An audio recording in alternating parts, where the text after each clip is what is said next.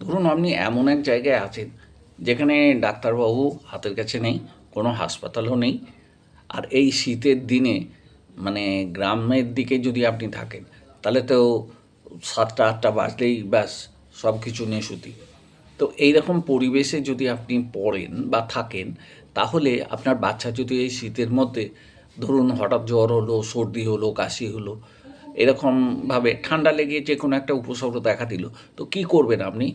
সঙ্গে সঙ্গে আপনি একটা কাজ করবেন, বাড়িতে অ্যাকোনাইট ন্যাপিলাস 30 এই ওষুধটি এনে রাখবেন। আর যখনই এই বাচ্চার এরকম শরীর খারাপ হবে, প্রাথমিকভাবে ন্যাপেলাস 30, অ্যাকোনাইট ন্যাপেলাস 30 বাচ্চাকে 2 ফোঁটা একটু জলের সঙ্গে মিশিয়ে খাইয়ে দেখবেন।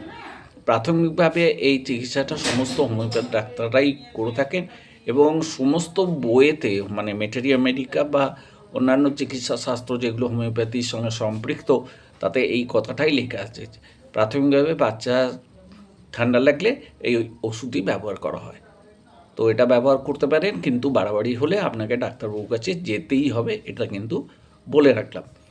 আর এই রকম ধরনের সহজ টিপস পেতে আমাদের চ্যানেল ন্যাচারাল হোমিওপ্যাথিক সলিউশনসের সঙ্গে থাকুন, পাশে থাকুন, লাইক করুন, শেয়ার করুন এবং সাবস্ক্রাইব করুন। ভালো থাকুন।